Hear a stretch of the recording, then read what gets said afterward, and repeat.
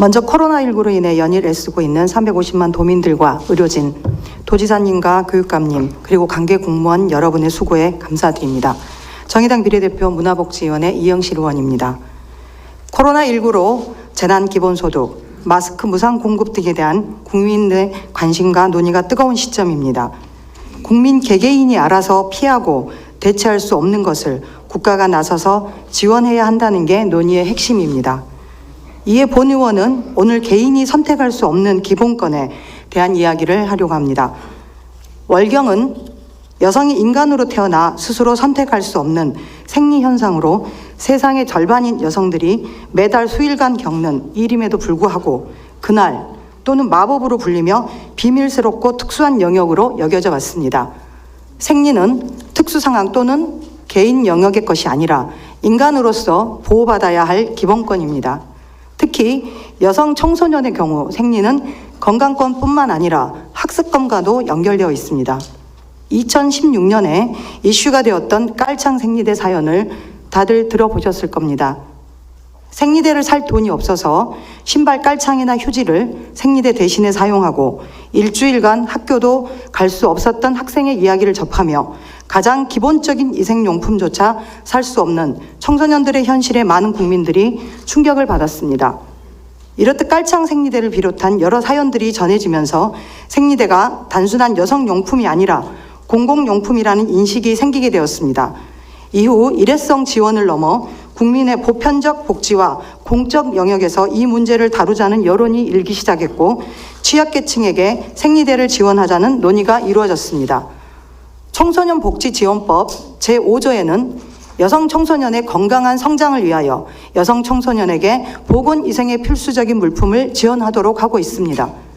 그러나 2017년부터 시행되고 있는 현행 제도에서는 지원 대상을 해당 연령 전 범위의 여성 청소년이 아닌 저소득층만을 대상으로 한정하고 있습니다. 만 11세에서 18세 저소득층 여성 청소년이 생리대를 구매할 수 있도록 한 달에 1,500원의 바우처를 제공하고 있습니다.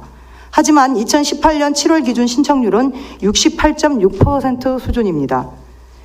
경남 역시 청소년 복지를 위해 저소득층 여성 청소년에게 위생용품을 지원하고 있습니다.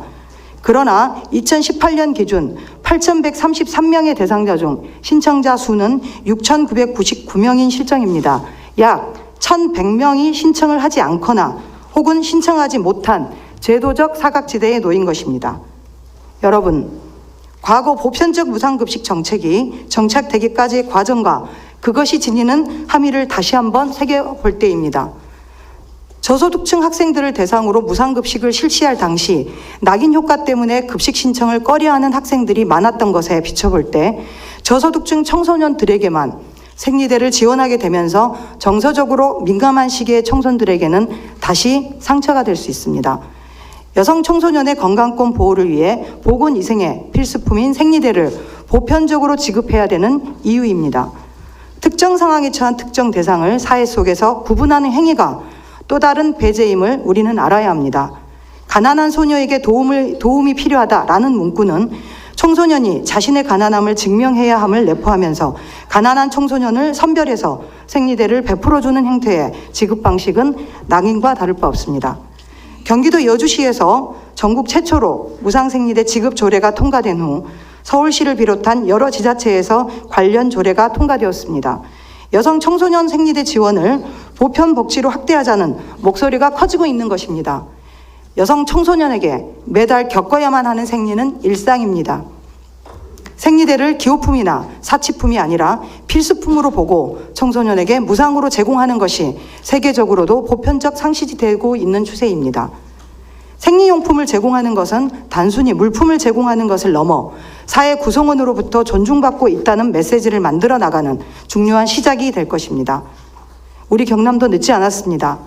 우리 경상남도의 인권지수를 나타내는 큰 지표가 될 여성 청소년의 기본권과 건강권을 보장하는 생리대 보편 지급을 위해 다 함께 노력해 주십사 간곡히 요청드리면서 5분 발언을 마치겠습니다. 경청해 주셔서 감사합니다.